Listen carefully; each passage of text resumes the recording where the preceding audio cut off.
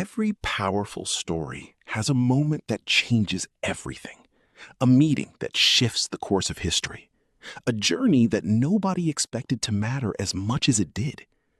The Queen of Sheba made that journey. She packed up her court, loaded her camels, and traveled over 1,000 miles through desert and mountain to sit across from the wisest man who ever lived. But here is what most people miss. She did not just come to ask questions. She came to test a king. And she left carrying something that Ethiopian tradition says changed the destiny of an entire continent forever. This is not a fairy tale. This is in the text, and it goes much deeper than Sunday school ever told you. Welcome back to Forgotten Tribes and Scrolls, where we go into the parts of Scripture that have been sitting in plain sight, but somehow never make it to the center of the conversation. Today, we open the scroll on one of the most fascinating women in all of biblical history, a queen, a ruler, a woman of extraordinary intelligence and courage, the Queen of Sheba. Let's get into it. 1 Kings chapter 10. The text introduces her simply. The Queen of Sheba heard about the fame of Solomon and came to test him with hard questions. That opening line alone tells you everything about who this woman was. She was not a passive admirer traveling to worship at the feet of a great man. She came to test him. She came with questions sharp enough to challenge the wisest king in the ancient world. She was a ruler in her own right, a woman commanding enough wealth, power, and authority to make a journey of over 1,000 miles with a great retinue. Camels carrying spices, large quantities of gold and precious stones. The text says no such spices had ever come to Israel in such abundance as those the Queen of Sheba gave to Solomon. This was not a woman of modest means paying a courtesy visit. This was a head of state, arriving with the full weight of a wealthy kingdom behind her. Now here is where it gets interesting. The Bible does not name her country directly. It calls her the Queen of Sheba, and scholars have been debating the location of Sheba for centuries. But two locations dominate the serious historical and scholarly conversation. The first is modern-day Yemen on the Arabian Peninsula, the ancient kingdom of Saba. The second, and the one with the deepest and most enduring tradition behind it, is the Horn of Africa, modern-day Ethiopia. The Ethiopian royal tradition does not just claim a connection to the Queen of Sheba, it claims her as the founder of their entire royal dynasty. Her name in Ethiopian tradition is Makeda, and the account of her journey to Solomon is recorded in one of the most remarkable documents in African literary history, the Kebra Nagast, which means the glory of kings. Written in Ge'ez, the ancient Ethiopian sacred language, the Kebra Nagast gives a full account of Makeda's journey, her encounter with Solomon, and what happened when she returned home. Ethiopian tradition has held this account as sacred historical record for over 1,000 years. Back to 1 Kings chapter 10. She arrives in Jerusalem with her great retinue. She sits with Solomon, and she asked him about everything that was on her mind. Everything. The text says Solomon answered all her questions. Nothing was too hard for him to explain.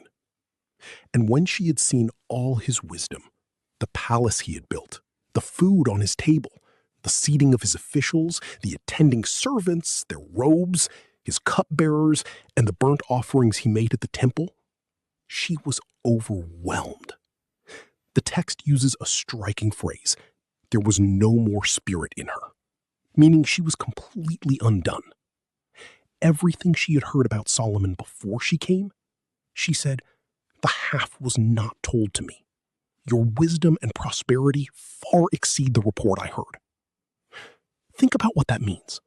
This woman had heard reports so impressive that she crossed 1,000 miles of desert to verify them. And when she arrived, reality exceeded the report. She then speaks a blessing over Solomon and over his God.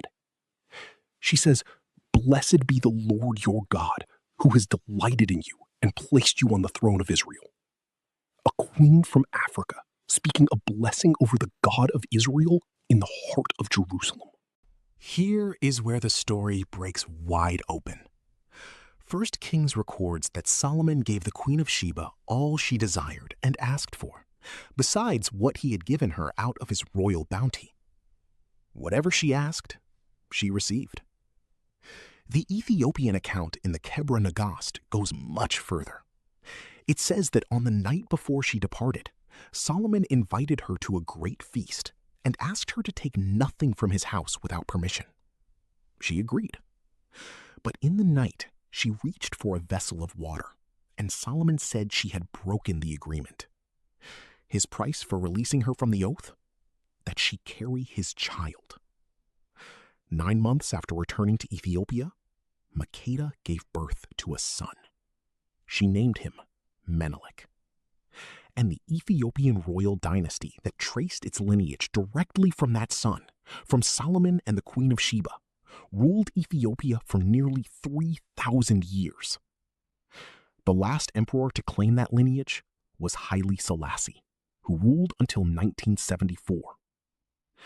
Whether you receive the Kebra Nagast as literal history or as sacred tradition, it represents one of the most enduring claims of African royal connection to the biblical covenant in the entire ancient world. Now we get to the part that has fascinated historians, archaeologists, and theologians for centuries.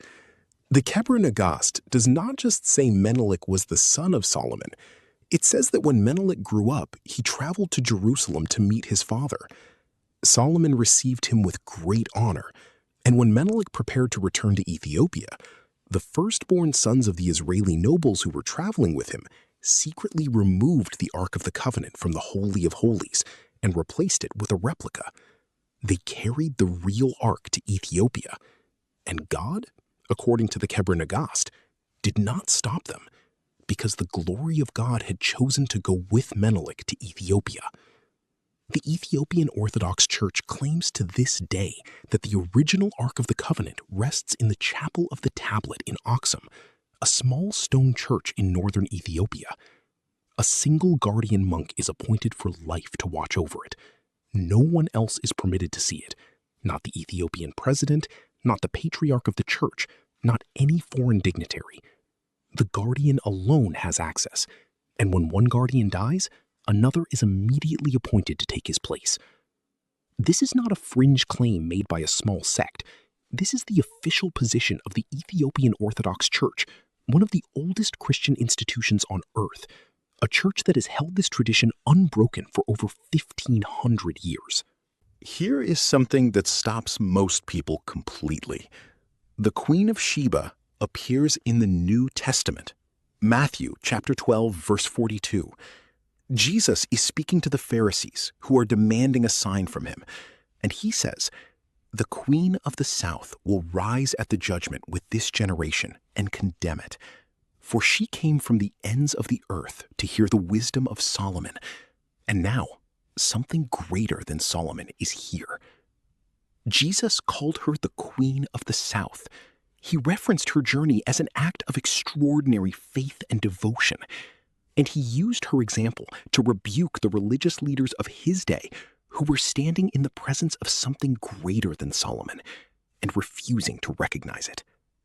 A queen from Africa, remembered by name and by deed in the words of Jesus Christ himself, held up as a model of the kind of faith that crosses every distance to find wisdom and truth. That is not a footnote. That is the Son of God giving honor to an African queen in the middle of his ministry. The Queen of Sheba was not a legend invented to flatter an ancient African dynasty. She is in the text. She's in 1 Kings, she's in 2 Chronicles, she's in the words of Jesus in Matthew chapter 12. She was a real woman, a powerful ruler, an extraordinary intellect. She crossed 1,000 miles to sit with wisdom. She left carrying more than she came with. And the tradition she left behind, the dynasty, the royal lineage, the claim of the Ark, has endured for nearly 3,000 years. If this episode opens something up for you, share it with someone who is ready to go deeper. Subscribe to Forgotten Tribes and Scrolls. Next episode, we go into Hagar, the Egyptian woman who became the first person in all of Scripture to give God a personal name. Her story is rawer and more powerful than most people realize. See you there.